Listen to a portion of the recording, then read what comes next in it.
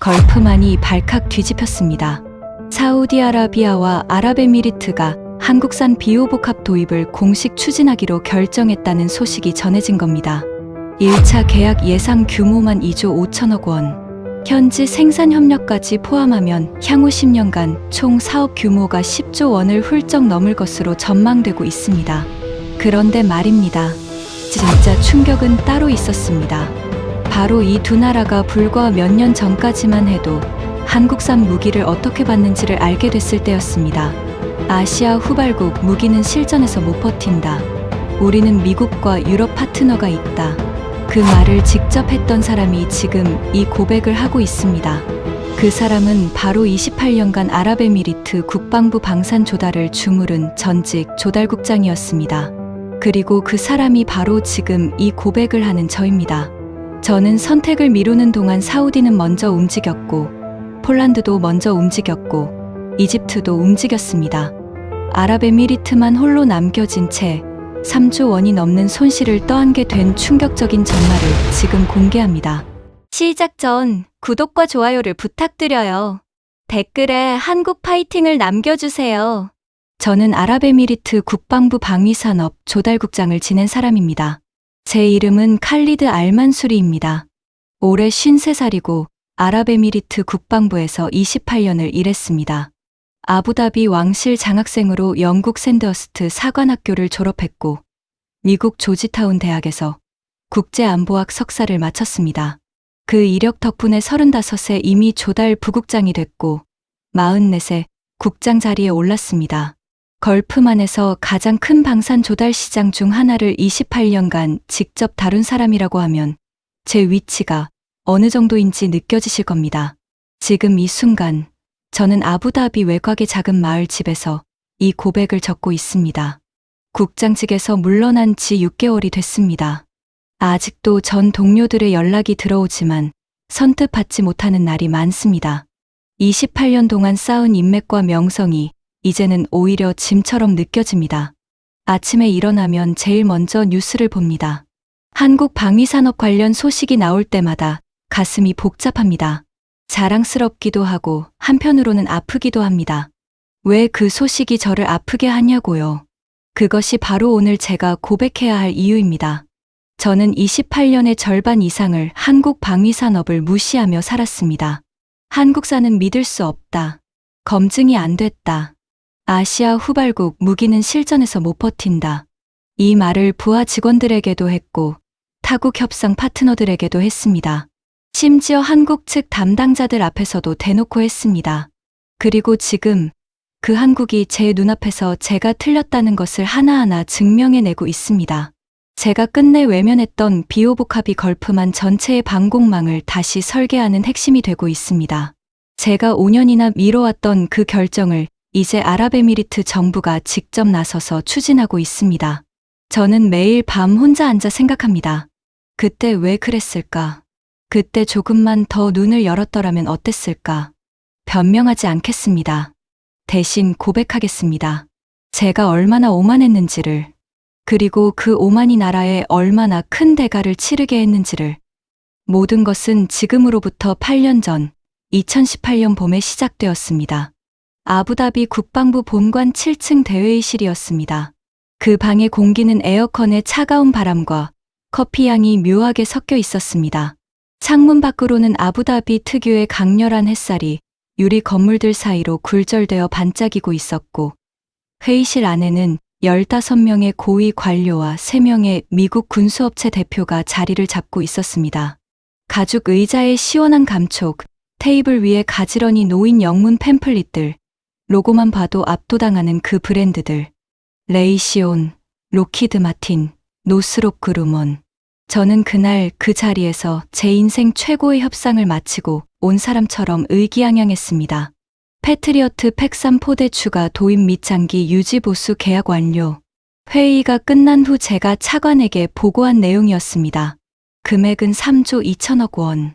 그날 밤 저는 집에 돌아가서 아내에게 말했습니다. 우리 방공망은 이제 완벽해. 세계 최고 시스템이 우리를 지키는 거야. 그날 회의실 벽면 텔레비전에서는 한국 방위산업 관련 뉴스가 잠깐 스쳐 지나갔습니다. 천궁이라는 이름의 방공 시스템을 개발했다는 내용이었습니다. 옆에 앉아있던 정보국 팀장 라시드가 고개를 들어 화면을 보다가 피식 웃었습니다. 한국이 방공 시스템을요? 삼성텔레비전은 잘 만들더니 이제 미사일도 만드나요? 그 자리에 있던 사람들이 웃었습니다. 저도 웃었습니다. 그것이 제 첫 번째 실수였습니다. 그리고 그 웃음이 나중에 얼마나 비싼 대가로 돌아올지 그때는 상상도 하지 못했습니다. 그런데 말입니다. 왜 저는 그날도 아무 망설임 없이 웃을 수 있었을까요?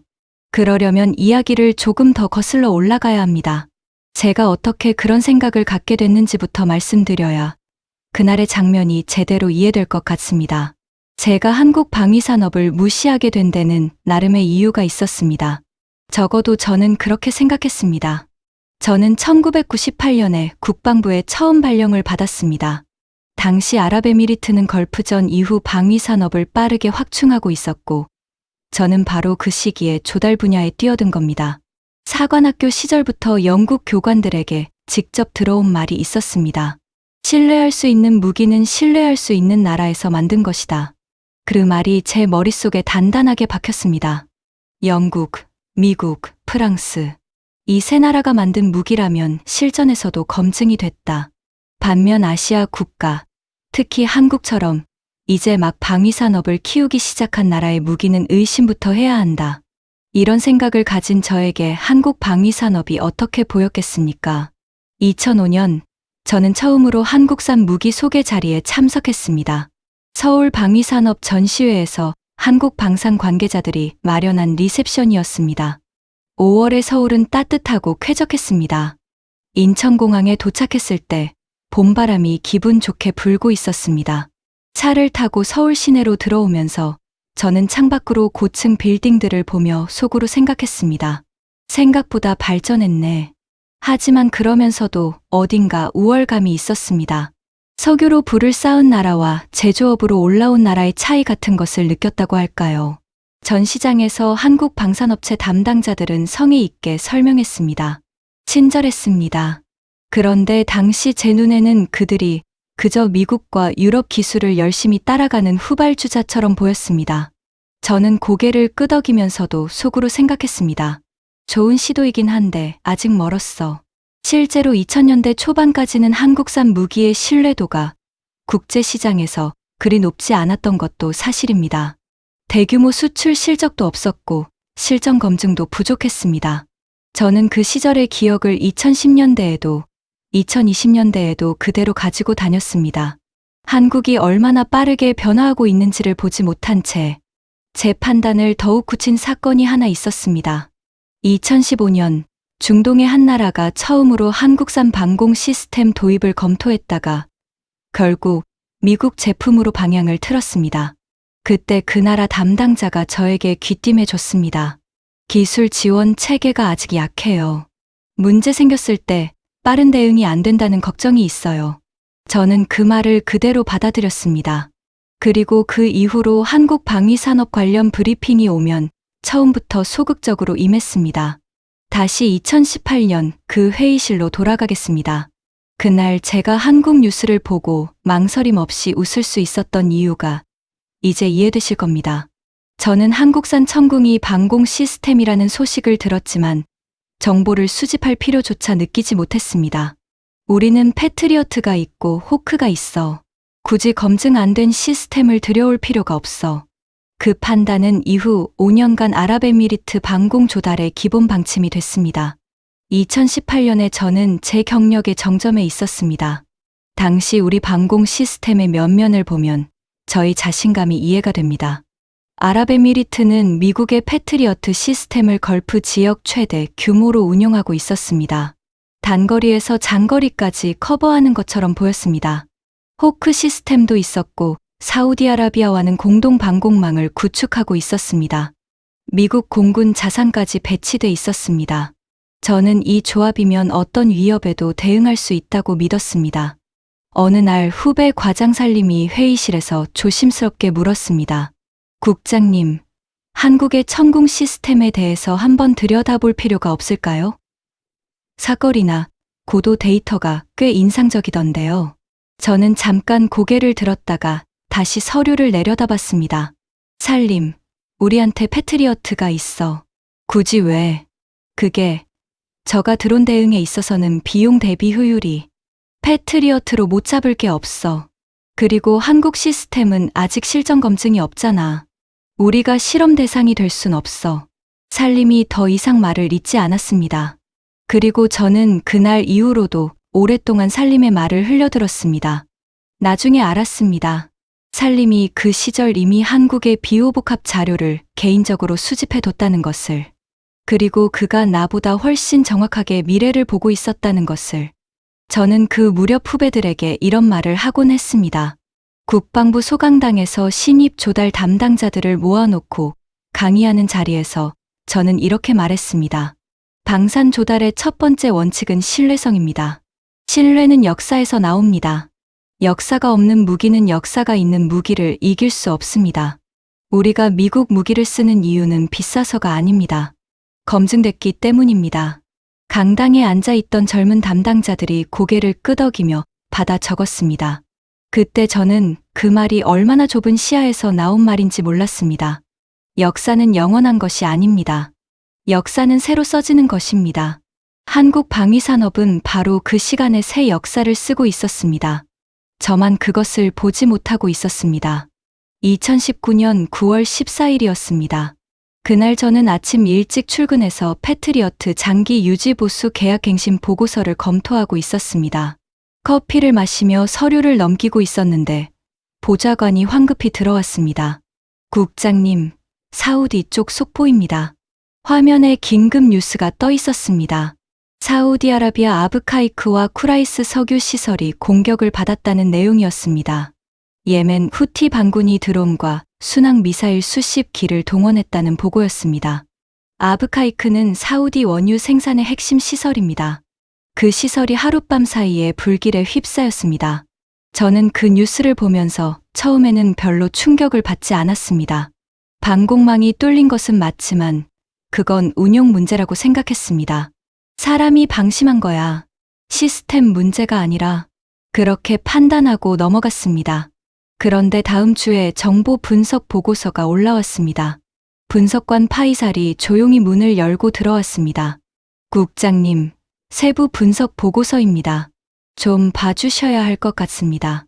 내용을 읽어 내려가면서 처음으로 이마에 땀이 맺혔습니다. 아브카이크를 공격한 드론의 단가는 대당 2만 달러에서 4만 달러 수준이었습니다.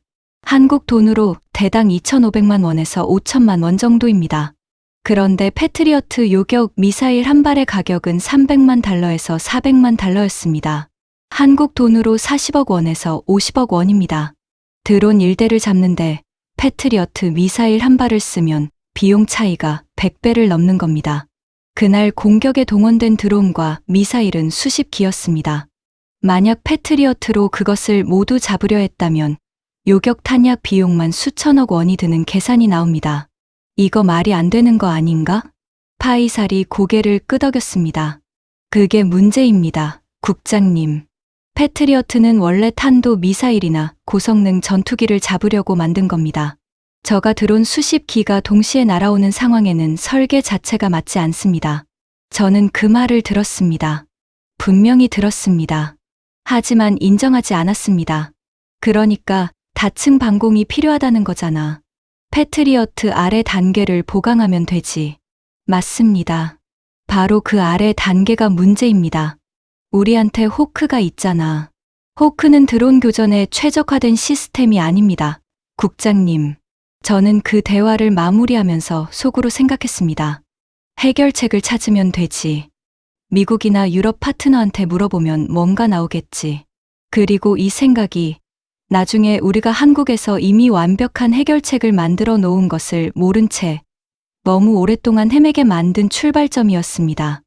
그 후 2년 반 동안 저는 미국과 유럽 파트너들에게 조언을 구하며 대안 검토를 이어갔습니다. 독일 측은 납기 문제를 거론했습니다. 이스라엘 측은 아랍에미리트와의 정치적 민감성이 있었습니다. 미국 쪽도 기관포 중심의 적어도 대드론 시스템은 마땅한 완제품이 없었습니다. 그 사이 시간은 흘렀습니다. 그리고 이협은 기다려주지 않았습니다. 2022년 1월 17일이었습니다. 저는 아침 7시에 집에서 출근 준비를 하고 있었습니다. 아내가 부엌에서 아침을 차리고 있었습니다. 막내 아들이 학교 갈 준비를 하면서 거실에서 텔레비전을 보고 있었습니다. 갑자기 텔레비전에서 자막이 떴습니다. 속보였습니다. 아부다비 공항 인근에서 폭발 발생. 무사파 산업지구 화재 발생. 저는 숟가락을 내려놨습니다. 아부다비. 우리 도시에서 폭발이 났다는 말이었습니다. 아내가 텔레비전을 바라봤습니다. 여보, 저게 무슨 말이에요? 저는 이미 전화기를 들고 있었습니다. 후티 드론 공격이었습니다. 예멘에서 출발한 드론들이 수백 킬로미터를 날아와 아부다비까지 들어온 겁니다. 석유 탱크롤이 3대가 불탔습니다. 공항에서 화재가 발생했습니다. 3명이 사망했습니다. 저는 서둘러 출근했습니다. 국방부 청사에 도착하니 이미 긴급회의가 소집돼 있었습니다. 장관이 테이블 상석에 앉아 있었습니다. 표정이 굳어 있었습니다. 우리 방공망이 뚫렸네. 한마디였습니다. 저는 입이 쉽게 열리지 않았습니다. 이론상 우리 방공망은 완벽했습니다. 패트리어트, 호크, 미국 공군 자산까지. 그런데 그 방공망이 드론 몇 기를 막지 못했습니다. 왜 못 막았나? 정보국장 함단이 설명했습니다. 저고도에 취약합니다. 패트리어트는 그 고도에서 교전하기에 설계상 한계가 있습니다. 드론이 아주 낮게 날아오면 레이더에 잘 잡히지 않습니다. 게다가 드론 한 기를 패트리어트로 잡으면 경제적으로 맞지 않는 싸움입니다. 회의실이 조용해졌습니다. 제 머릿속에서 2019년에 파이살이 했던 말이 떠올랐습니다. 저가 드론 수십 기가 동시에 날아오는 상황에는 설계 자체가 맞지 않는다는 말. 그때 저는 그 경고를 흘려들었습니다. 이제 그 경고가 아부다비안을 위해서 불꽃으로 피어오르고 있었습니다. 그날 오후, 저는 처음으로 심각하게 대안을 검토하기 시작했습니다. 여러 저고도 방공 시스템들을 다시 들여다봤습니다. 미국산 어벤저, 독일의 게파르트, 이스라엘의 아이언돔 계열 등을 하나하나 검토했습니다. 비용, 성능, 납기, 하나하나 따져봤습니다. 그 보고서 더미 속에 한국의 비오복합에 관한 자료도 있었습니다. 하지만 저는 그 서류를 별 관심 없이 넘겼습니다. 한국산이라는 이유로 그 자료를 넘기면서 제가 무엇을 놓쳤는지 그때는 알 수가 없었습니다. 그 피격 사건의 충격이 채 가시기도 전에 같은 해 말에 또 다른 소식이 들려왔습니다. 2022년 말이었습니다. 사우디아라비아가 천궁이 도입 계약에 서명했다는 소식이 들려왔습니다. 저는 그 소식을 듣고 솔직히 의아했습니다. 사우디가 왜? 처음에는 의례적인 외교 행사 성격이겠거니 생각했습니다. 뭔가 다른 이유가 있겠지. 외교적 몸짓이겠지. 그런데 계약 규모를 보고 눈을 비볐습니다. 3조 5천억 원. 약 27억 달러. 이건 선물 수준이 아니었습니다. 진짜 구매였습니다. 다음 날 저는 부하 직원 자이드를 불렀습니다. 천궁이에 대해 상세히 보고해. 자이드가 이틀 후 가져온 보고서를 읽으면서 처음으로 저는 고개를 갸우뚱했습니다. 사거리 40km, 대응 고도 20km, 동시 다수 표적 교전 능력, 이동식 운용 가능.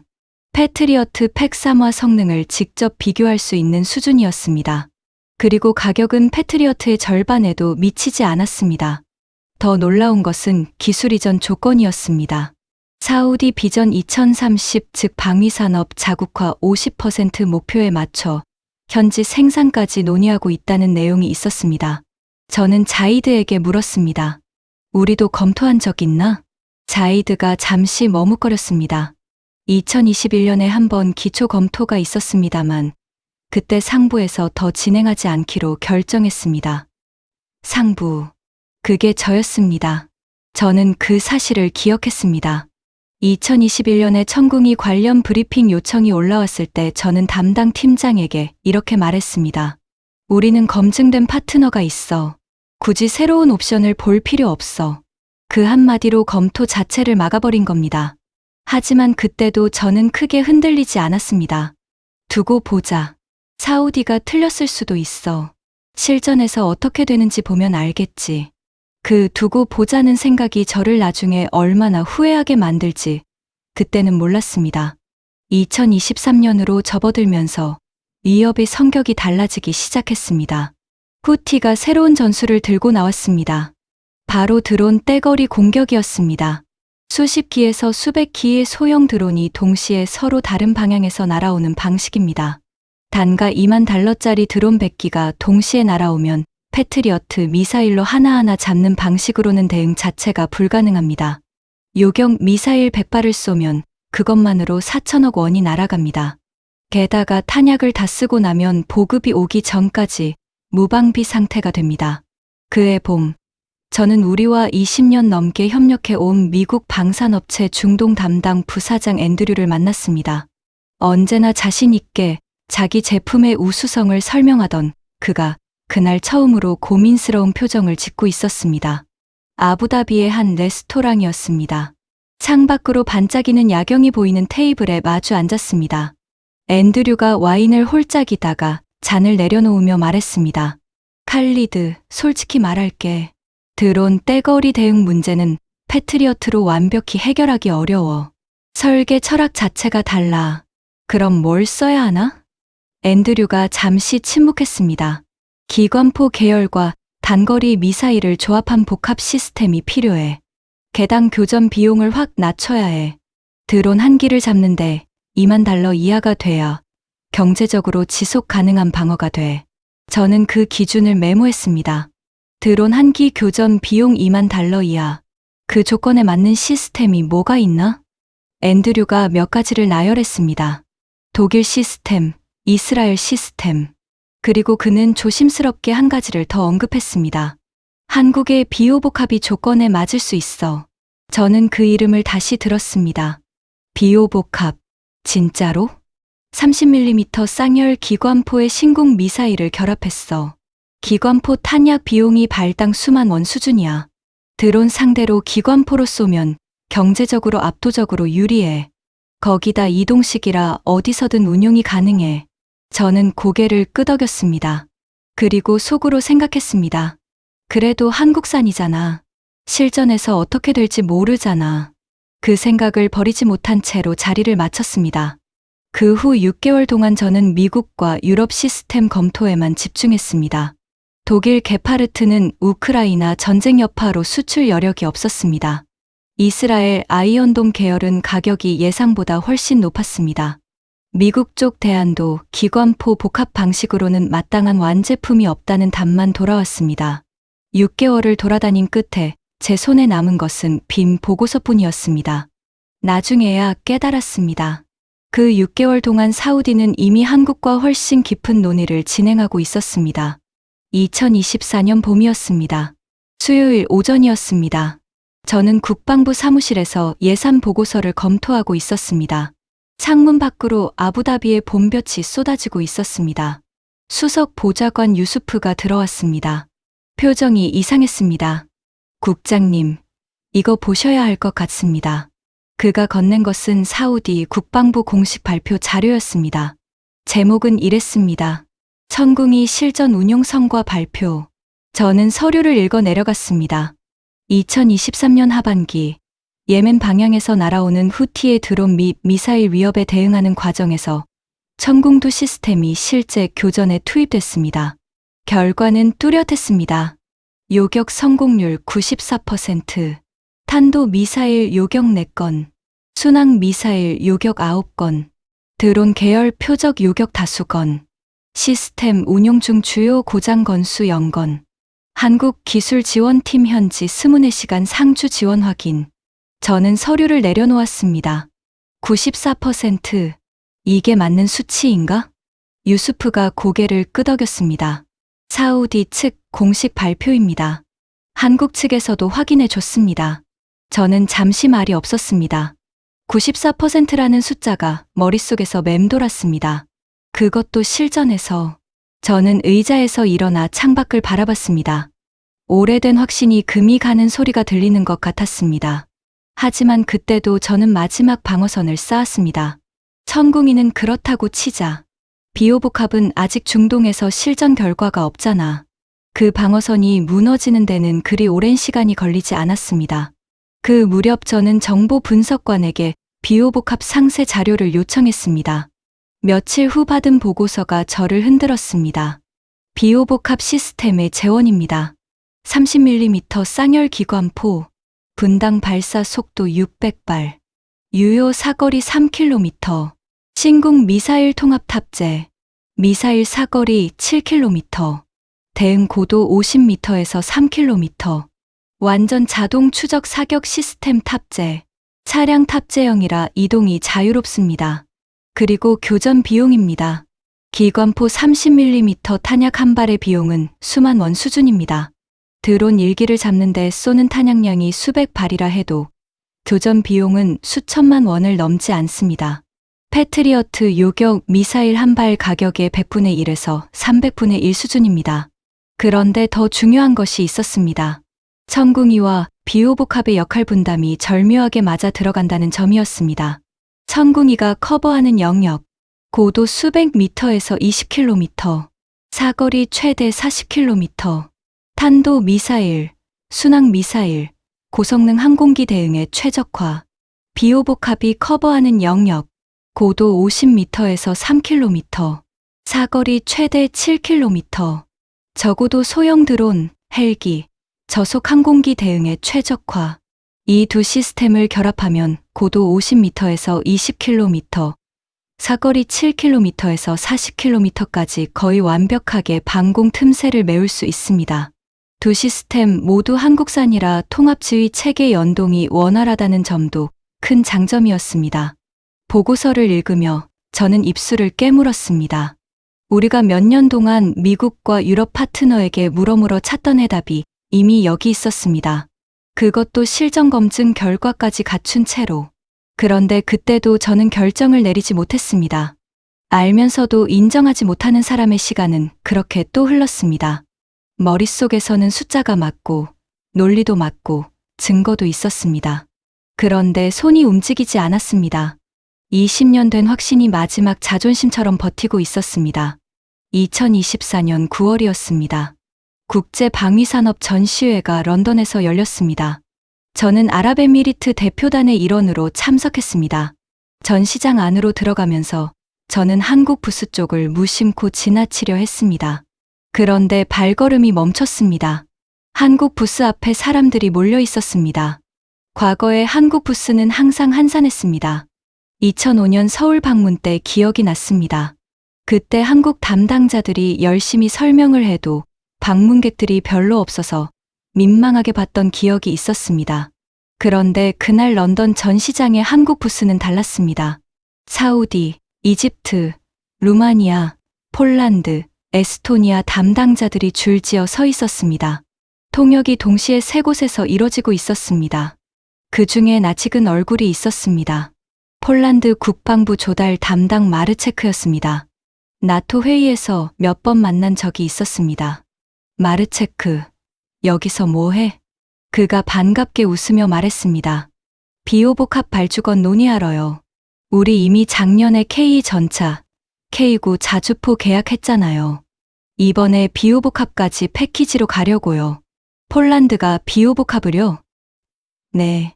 드론 방어에 이게 최고라는 결론이 났어요. 우크라이나 전쟁 이후 우리가 얼마나 서둘렀는지 아세요? 검증된 실전형 저고도 방공 시스템이 이렇게 없는 줄 몰랐어요. 그나마 한국이 딱 맞는 걸 갖고 있더라고요. 저는 그 말을 들으며 속이 묘하게 쓸렸습니다.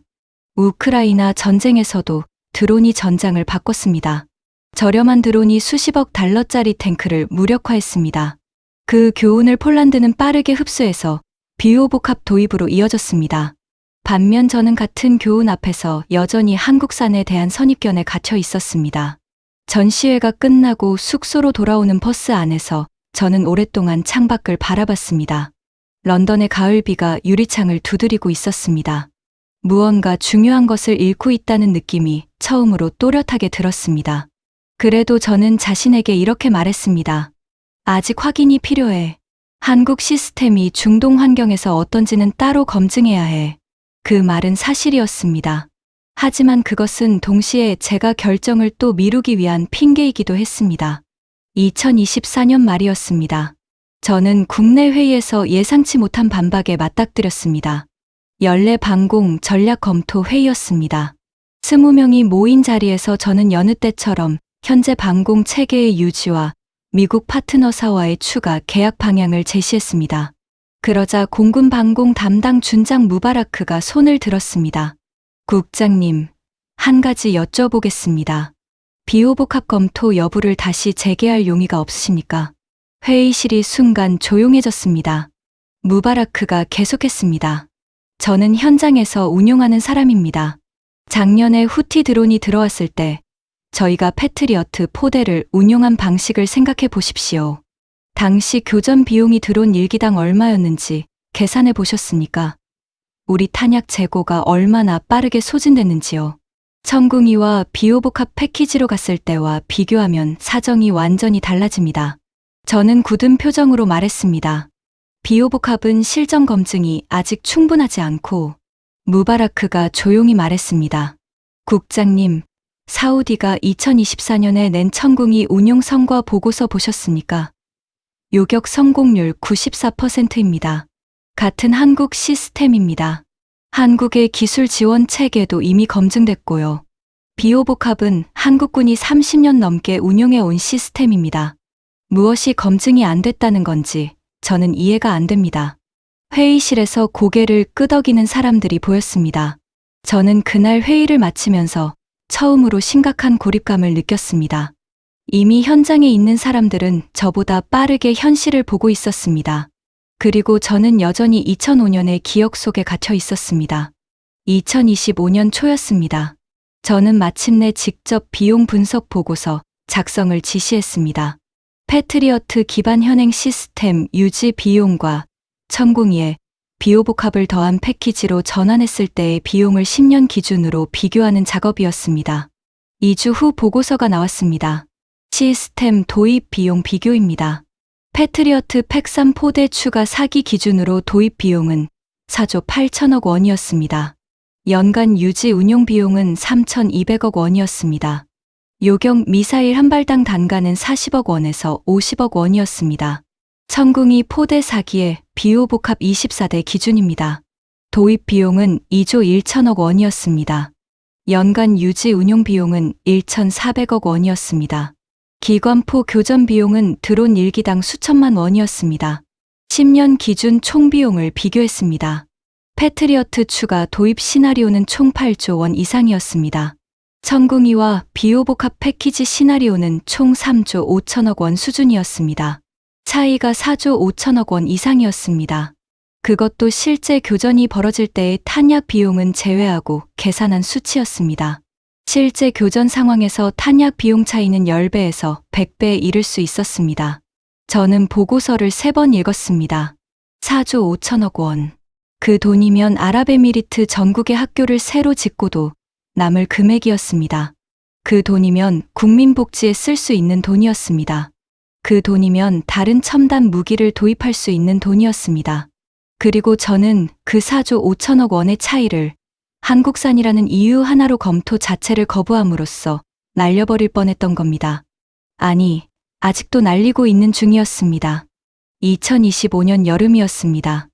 연이은 소식들이 쏟아져 들어왔습니다. 이라크가 비호복합 도입 의향서에 서명했다는 소식이 들려왔습니다. 이집트가 천궁이와 비호복합 패키지 도입을 공식 추진한다고 발표했습니다. 루마니아에 이어 에스토니아도 비호복합 계약을 완료했습니다. 그리고 결정적으로 사우디아라비아가 천궁이 2차 추가 도입에 더해 비호복합 현지 생산 양해각서에 서명했다는 소식이 들어왔습니다. 중동 지역에서, 나토 지역에서, 북아프리카에서 한국 방공 시스템이 빠르게 자리를 잡아가고 있었습니다. 그 흐름 속에서 아랍에미리트만 멈춰 서 있었습니다. 제가 멈춰 세운 채로 저는 그날 밤 집에 늦게 들어왔습니다. 아내가 식탁에 저녁을 차려놓고 기다리고 있었습니다. 오늘 뭔 일 있었어요? 저는 물을 한 모금 마시고 말했습니다. 사우디가 한국 무기 현지 생산까지 합의했대. 아내가 잠시 저를 바라봤습니다. 그게 우리도 해야 하는 거 아니에요? 저는 대답하지 못했습니다. 그 이후 몇 달 동안 저는 보고서를 들고 다니면서도 결제 서류에 손을 대지 못했습니다. 회의에서는 검토 중이라는 말을 반복했습니다. 부하 직원들의 눈빛이 달라지고 있다는 것을 느꼈습니다. 하지만 인정하는 순간 제가 지난 5년간 틀렸다는 것을 공식적으로 선언하는 것이 되기 때문에 저는 계속 그 자리에 멈춰 서 있었습니다. 2025년 말이었습니다. 국방부 장관회의에서 저는 보기 드문 상황에 처했습니다. 장관이 먼저 꺼냈습니다. 비호복합 도입 관련 검토 현황을 보고하게. 저는 준비한 보고서를 펼쳤습니다. 현재 추가 검토 중에 있으며 미국 및 유럽 대한 시스템과 비교를 진행하고 있습니다. 장관이 보고서를 내려놓았습니다. 그리고 조용히 말했습니다. 칼리드, 사우디가 이미 현지 생산까지 갔어. 폴란드, 루마니아, 에스토니아도 도입했고, 이라크도 서명했어. 이집트도 움직이고 있어. 우리가 마지막이야. 왜 우리만 아직 검토 중이지? 저는 입을 열었다가 닫았습니다. 무슨 말을 해야 할지 몰랐습니다. 한국사는 신뢰할 수 없다고 말할 수 없었습니다. 사우디의 요격 성공률 94%가 눈앞에 있으니까요.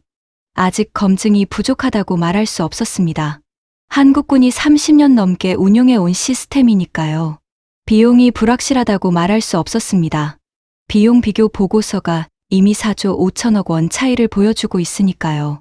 장관이 다시 말했습니다. 무엇이 문제인가? 저는 오랫동안 침묵했습니다. 그 침묵이 사실상 대답이었습니다. 문제는 시스템이 아니었습니다. 바로 저 자신이었습니다. 2026년 1월이었습니다. 저는 마침내 결단을 내렸습니다.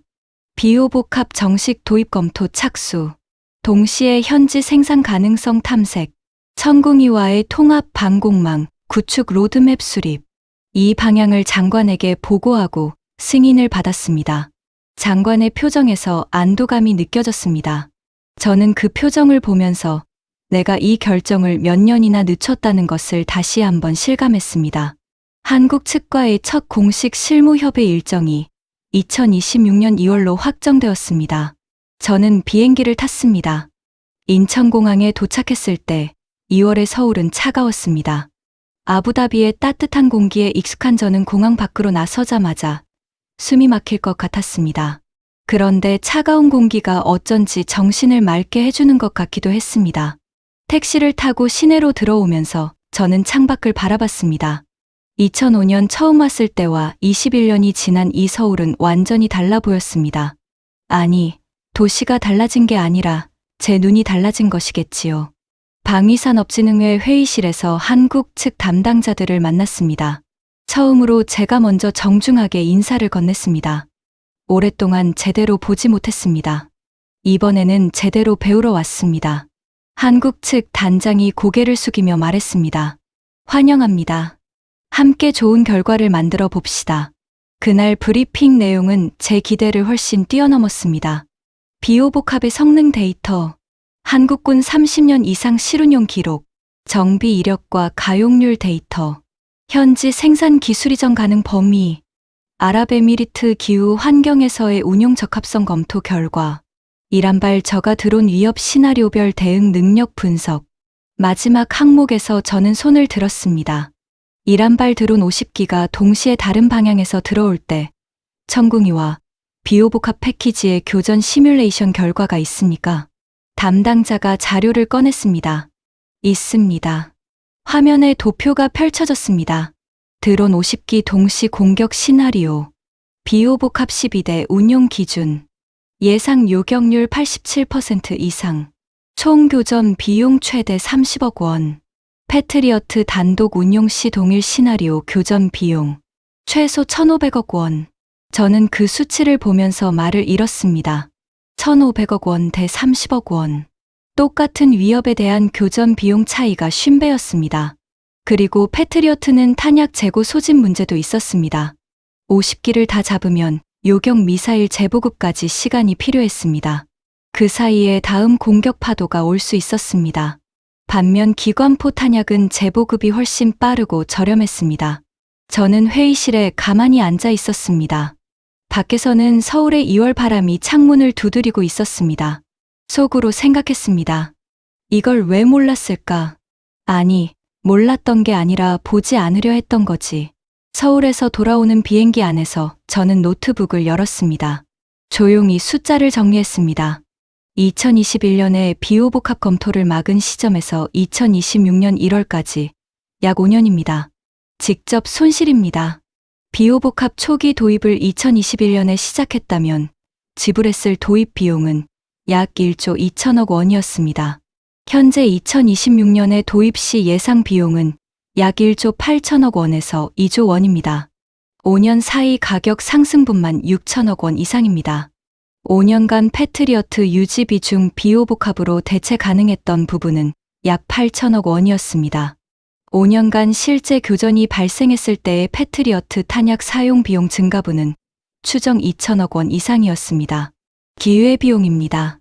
사우디처럼 현지 생산 양해각서를 2021년에 체결했다면 2026년까지 축적됐을 기술 자립 수준 5년 지연. 현재 사우디 현지 생산 비율 목표 30%에서 우리는 0%입니다. 아랍에미리트가 한국 방위산업과 함께 중동 방공 시장에서 기준이 됐을 가능성. 상실. 국제 조달 협력 파트너십 선점 기회. 상실. 무형 손실입니다. 5년간 실전 교전 데이터 축적 기회. 상실. 이건 돈으로 살 수 없는 것입니다. 총 추산 손실은 직접 손실만 1조 6천억 원 이상이었습니다. 기회비용과 무형 손실까지 더하면 3조 원을 넘길 것으로 추정됩니다. 비행기 안에서 저는 그 숫자를 보며 오랫동안 창밖을 바라봤습니다. 구름 아래로 페르시아만의 푸른 물이 보였습니다. 3조 원. 그 손실의 원인은 시장이 아니었습니다. 기술이 아니었습니다. 바로 저희 선입견이었습니다. 2026년 2월이었습니다. 장관이 저를 불렀습니다. 장관실은 언제나처럼 조용했습니다. 베이지색 벽면, 창문 밖으로 보이는 아부다비 스카이라인, 테이블 위에 커피잔. 그러나 그날 그 공간의 공기는 달랐습니다. 칼리드, 그동안 수고했네. 저는 직감했습니다. 자네가 이 조달 방향을 바꾼 것은 평가해. 하지만 타이밍이 너무 늦었어. 우리가 사우디보다 5년 늦는 동안 잃어버린 것들을 자네도 알잖아. 압니다, 장관님. 후임자를 미리 생각해 두게. 그 말로 28년 공직 생활이 끝났습니다. 사무실로 돌아와 짐을 쌌습니다. 책상 서랍에서 2005년 서울에서 가져온 자료 하나가 나왔습니다.